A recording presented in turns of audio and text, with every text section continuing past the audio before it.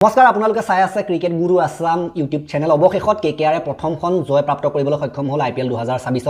একেৰাহে হাৰি আছিল টিমটোৰ ওপৰত প্ৰশ্ন আছিল কেতিয়া জিকিব কি ধৰণৰ হৈছে পৰিস্থিতি 2024ত আইপিএল জিকি আহিছে আৰু 25 সিজনটো বেয়াই গ'ল 26 সিজনটো এনেকুৱা অৱস্থা কিন্তু অৱশেষত তেওঁলোকে জয়ৰ খাতা খুলিলে লাহে লাহে তেওঁলোকৰ যেন বস্তুবিলাক ভাল হ'বলৈ ধৰিছে আজি খেলখন যদি চাইছো আমি দেখিছো যে বহুতখিনি বস্তু তেওঁলোকৰ ইমপ্ৰুভমেন্ট হৈছে আজি যদি খেলখন চাই আজিও খেলখন যথেষ্ট কঠিন খেলে আছিল সহজ খেল নাছিল কোনোবা এটা সময়ত এনেকুৱা লাগিছিল যে আৰে খেলখন জিকিব পাৰিব নেকি আকৌ শেষৰ ফালে আমি দেখিলো যে খেলখন কেকেআৰৰ ফালে গুচি গ'ল ৰিংকু সিঙৰ ভাল বেটিং অনুকুল ৰয়ৰ ভাল বেটিঙৰ সহায়ত বলত গতিকে ৰিয়ান পৰাগৰ কথা ক'বলৈ গ'লে ৰিয়ান পৰাগৰ কেপ্টেন্সিও বেয়া হৈছে আজি খেলখনত আৰু মেইন কথাটো হ'ল যে তেওঁৰ নিজৰ বেটিংটো পাৰ্সোনেল যদি কথা ক'বলৈ যাওঁ বেটিংটো কিন্তু বৰ বিশেষ হোৱা নাই গতিকে বেটিঙত একেবাৰে ফেল মাৰি গৈছে ৰিয়ান পৰাগ একেবাৰে কিন্তু এইটো সিজনত ৰান ওলোৱা নাই গতিকে হেতু তেওঁৰ নিজৰ কেৰিয়াৰৰ কাৰণে বহুত বেয়া কথা হৈছে এনেকে হলেতো ফাৰ্স্ট ক্লাছ খেলি থাকিব লাগিব অসমৰ কাৰণে ইণ্ডিয়ান টিমত কিন্তু এনেকে চান্স নাপাব আইপিএলত ৰান নকৰাকে কিন্তু ঘপককৈ সুযোগটো নাপাব ইণ্ডিয়ান টিমত গতিকে হেতু বেয়া কথা হ'ল আগৰ যেতিয়া ইণ্ডিয়ান টিমত চান্স পাইছিলে তেখেতে বহুত হেভিকে ৰান এখোপা কৰিহে আইপিএলত কিন্তু ইণ্ডিয়ান টিমলৈ গৈছিলে গতিকে হেতু তেওঁৰ বেটিং ফৰ্মটো কিন্তু একদম দিগদাৰ হৈ আছে আৰু আজি কেপ্টেন্সিটো বৰ সঠিক নহলে খেলখন জিকা খেলখন হাৰি গ'ল বুলি ক'ব লাগিব এক প্ৰকাৰে এটা সময়ত এনেকুৱা লাগি আছিল যে খেলখন সম্পূৰ্ণৰূপে আৰৰ পক্ষত গ'ল কিন্তু শেষৰ ফালে অলপ ডিসিজন কিবা কিবি ধৰণৰ হ'ল বলিং কিবা কিবি ধৰণৰ হ'ল গতিকে আজি যদি চাই আপোনালোকে ৰাজস্থান ৰয়েলছে 155 ৰান কৰিছিলে 9টা উইকেটৰ লোকচানত 20 অভাৰত যেটো টাৰ্গেট আছিলে সেইটো টাৰ্গেট ভাল নাছিলে 156 টাৰ্গেট দি আপুনি টি20 খেল জিকিব নোৱাৰে আজিৰ যুগত 2026 চনৰ যুগত নতুন যুগত সাধাৰণতে জিকিব পৰাপক্ষত নোৱাৰে গতিকে হেতুটো কিন্তু মেইন কথাটো হ'ল যে আজি যিখন পিটছত খেল হৈছিল কলকাতা ইডেন গাৰ্ডেন্সত এই পিটছখন কিন্তু একেবাৰে বলিং পিটছ আছিল এখন কিন্তু বেটিং পিটছ নাছিল হেতু কাৰণে 155 টা কিন্তু জুজ দিবলৈ সক্ষম হৈছে 156 টাৰ্গেট দিও তেওঁলোকে যে খেলখন 19.4 অভাৰত জয় প্ৰাপ্ত কৰিছে কেকেআৰে 19.4 অভাৰলৈকে খেলখন গ'লগে ইয়াৰ অৰ্থ কি বুজায় ইয়াৰ অৰ্থ বুজায় যে পিটছখন তেনেকুৱা ধৰণৰ সহজ নাছিলে কিন্তু বেটিঙৰ কাৰণে কিন্তু একেবাৰে সহজ নাছিলে যে আপুনি আহিয়ে পুৰা হিটিং কৰিছে বেটত ধুনিয়াকে লাগিছে তেনেকুৱা ধৰণৰ নহয় পিটছখন এক নম্বৰ কথা স্লো আছিল ৰান কৰাত অলপ অসুবিধা হৈছিল গতিকে যি কেটা বেটাৰ ইয়াত সেট হৈ খেলিছে অলপ টাইম অতিবাহিত কৰি পেলা খেলিছে তেনেকুৱা বেটাৰ বিলাকেহে সাধাৰণতে ৰান কৰিব পাৰিছে গতিকে ইয়াত আপুনি উধাই ঘূৰাই ৰান কৰিব নোৱাৰে প্ৰত্যেকটো বল হিটিং কৰিবলৈ চাই ইয়াত আপুনি ৰান কৰিব নোৱাৰে ইয়াত আপুনি অকমান সংযম দেখুৱাৰ দৰকাৰ থাকে অকমান বুদ্ধি লগোৱাৰ দৰকাৰ থাকে অকমান ৰান লৈ পেলাই খেলাৰ দৰকাৰ থাকে খেল চলাই সেই বস্তুটো আজি কিছুমান বেটাৰে কৰিব পাৰিলে যিখিনি বেটাৰে এইখিনি কাম কৰিব পাৰিছে সেইখিনি বেটাৰ ইয়াত সফল হৈছে আমি যদি ৰাজস্থান ৰয়েলছৰ ইনিংছটো চাওঁ প্ৰথম কেজনে ভাল খেলিছে মাজৰ যিখিনি ওভাৰ আছিল মাজৰ যিখিনি প্লেয়াৰ আছিল মিডল অৰ্ডাৰটো তেওঁলোকৰ সেইখিনি প্লেয়াৰে অলপ ৰান লৈ খেল চলোৱাৰ দৰকাৰ আছিল অলপ চাই বুজি খেলাৰ দৰকাৰ আছিল অলপ খেল চলোৱাৰ দৰকাৰ আছিল কিন্তু তেনেকুৱা ধৰণৰ আমি কিন্তু আজি আৰৰ মধ্যক্ৰমৰ পৰা দেখিবলৈ নাপালো হেতু কাৰণে ৰানটো নহলে আজি যদি এখন পিটছত 170 180 নালাগে 170 175 ৰান মান যদি টাৰ্গেট দি দিলেহেঁতেন 20 ৰান মান কম হ'ল বুলি মই ক'ব বিচাৰিছো আজি এখন যেহেতুকে বলিং পিটছ আছিল অলপ যদি চাই বুজি খেলি 175 180 টাৰ্গেট দি দিলেহেঁতেন তেতিয়া কিন্তু তেওঁলোকৰ আজি জয় নিশ্চিত আছিল কাৰণ ইমানটো টাৰ্গেটত শেষৰ ওভাৰলৈকে গৈছে সিমানটো আৰু যদি +20 থাকিলেহেঁতেন তেতিয়া আজি ভাল হ'লহেঁতেন আৰু মাজত সেই বস্তুটো কৰিবলৈ সেই 20 ৰান এটা বেছিকৈ কৰিবলৈ মাজত কিন্তু চান্স আছিল প্লেয়াৰখিনি মধ্যক্ৰমৰ বেটাৰখিনি হাতত বহুত ধুনীয়া সুযোগ আছিল কিন্তু তেওঁলোকে এটাৰ পাছত হেতু আউট হৈ গৈয়ে থাকিলে মাজত কিন্তু তেনেকুৱা বৰ বিশেষ আমি ইনিংছ একেবাৰে দেখিবলৈ নাপাওঁ 30 ৰানৰ ইনিংছ 20 ৰানৰ ইনিংছ এটাও আমি মাজত দেখিবলৈ কিন্তু নাপালো ৰাজস্থান ৰয়েলছৰ বেটাৰসকলৰ ফালৰ পৰা ৰিয়ান পৰাগৰ হাতত কিন্তু ধুনীয়া আজি সুযোগ আছিল যেটো সময় ৰিয়ান পৰাগ আৰু হেটমায়াৰ দুইজনে বেটিং কৰি আছিল হেতু সময় এটা ক্ৰুচিয়েল টাইম আছিল তেওঁলোকে যদি সেই টাইমটো অতিবাহিত কৰি দিলেহেঁতেন অলপ ৰান চান লৈ মিলি অলপ প্ৰত্যেকৰ ওভাৰ যদি 5 মানকেও 1-2 কে লৈ থাকিলহেঁতেন সেই ওভাৰখিনিত ৰান আহি গ'লহেঁতেন কিন্তু সেই কামটো আজি ৰিয়ান পৰাগে সম্ভালিব নোৱাৰিলে কেপ্টেইন লিডিং ফ্ৰম দা ফ্ৰণ্টটো কামটো কৰিব নোৱাৰিলে আজি কিন্তু পৰিস্থিতি আজি ৰিয়ান পৰাগৰ পক্ষত আছিল তেওঁ যদি অলপমান আউট নোহাকে যদি মাজত যদি খেল চলাই থাকিলেহেঁতেন ৰানখিনি আজি হ'লহেঁতেন 180 হ'বলগীয়া আছিল 180 190 হ'বলগীয়া আছিল যদি সেই মিডিল ফেজটো অলপ ভালদৰে খেলিলেহেঁতেন কিন্তু সেইটো সময়তে উইকেট দি দিলে উইকেট পেলাই দিলে গতিকে কেতিয়াবা টি20ত এনেকুৱা ধৰণৰ ফেজ আহে টি20 হ'ব পাৰে কেতিয়াবা আপুনি টি20ত এদিনীয়া টাইপতো খেলিবলগীয়া অৱস্থা সৃষ্টি হ'ব এনেকুৱা টাইমত কোনবিলাক প্লেয়াৰ ভাল খেলে জানেনে এনেকৈ যেতিয়া খেল ফচি যায় শ্ৰেয়াছ আয়াৰৰ নিচিনা প্লেয়াৰে এনেকুৱা টাইমত খেল লৈ যায় খেল চলাই দিব পাৰে মাছ ভাগত এনেকুৱা আৰু কিছুমান প্লেয়াৰ আছে শ্ৰেয়াছ আয়াৰৰ উপৰিও আপোনালোকে যদি চাই কিছুমান এনেকুৱা প্লেয়াৰ ডেভিড মিলাৰ টাইপৰ প্লেয়াৰ এনেকুৱাবিলাক প্লেয়াৰ যে খেল কালি আপুনি দেখিবলৈ পাইছিলে দিল্লী কেপিটেলছ আৰু আৰচিবি টিমৰ খেলখনত মাজত যেতিয়া ৰান চান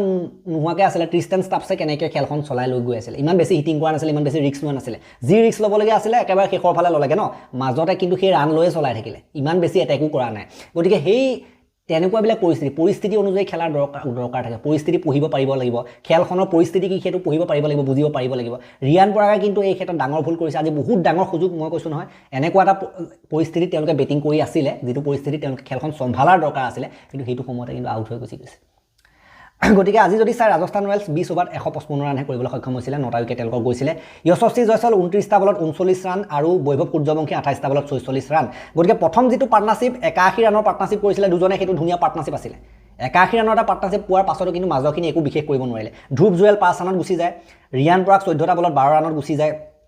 দেন হেটমাৰ 18টা বলত 15 ৰানত গুচি যায় গতিকে চাওক ৰানেই নাই এইখিনি যিখিনি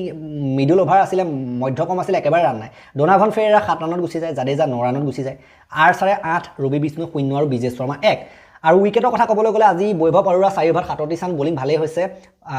ইমান 10কে দিয়া নাই কাৰ্তিক ত্যাগী 4 অভাৰত 22 ৰান 3টা উইকেট কাৰ্তিক ত্যাগী কিন্তু কামবেক হৈ গৈছে প্ৰত্যেকখন মেচতে কেকেআৰ হাৰক বা জিকক কাৰ্তিক ত্যাগীয়ে কিন্তু উইকেট উলিয়াই দি আছে তেওঁলোকক গতিকে এজন young Indian fast bowler wicket উলিয়াই লৈ আছে সেইটো আমাৰ ইণ্ডিয়াৰ কাৰণে ভাল কেকেআৰ কথাটো পাৰো পাছৰ কথা ইণ্ডিয়াৰ কাৰণে ভাল যে কাৰ্তিক ত্যাগীৰ নিচিনা এজন বলাৰ উইকেট লৈ আছে 4 অভাৰত 22 ৰান 3টা উইকেট কেমৰুন গ্ৰীনে 2 অভাৰত 27 ৰান খালে আজি কেমৰুন গ্ৰীনে পিটনটো খালে বাকি সুনীল নাৰায়ণে 4 অভাৰত 26 ৰান 2টা উইকেট নাৰায়ণে যিদিনাখন ভাল বলিং কৰিব তেওঁলোকৰ ভাল হয় আজি ৰানে দিয়া না উইকেট দুটা বৰুণ চক্ৰৱৰ্তী আজি বহুত ধুনীয়া বলিং কৰিলে 4 অভাৰত 14 ৰান দি 3টাকৈ উইকেট দখল কৰিছে আৰু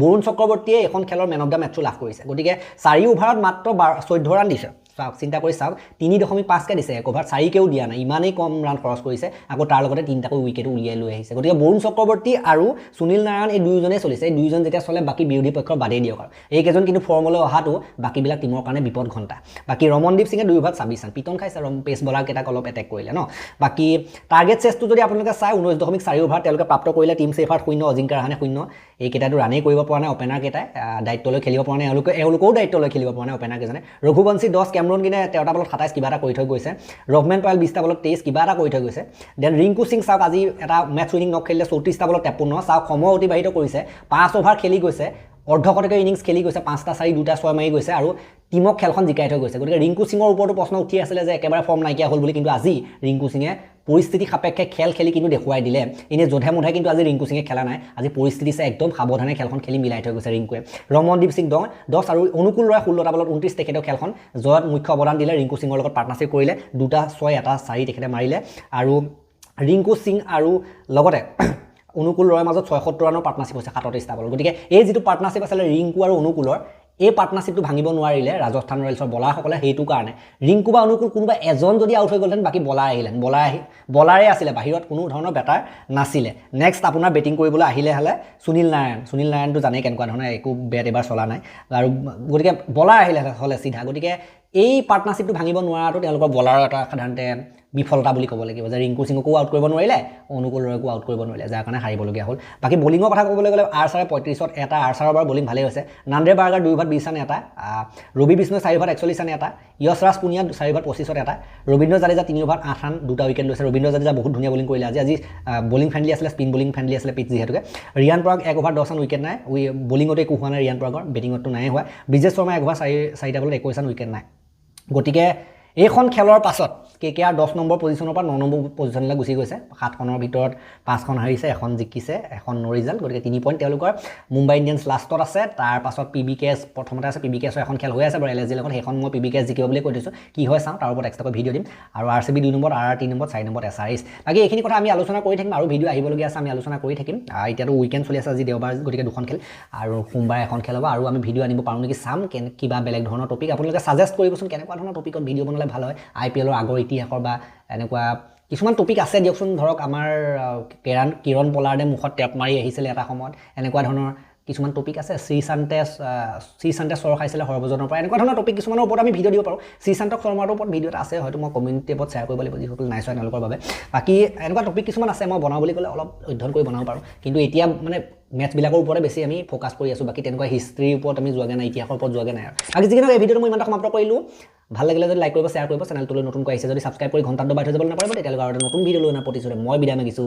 ধন্যবাদ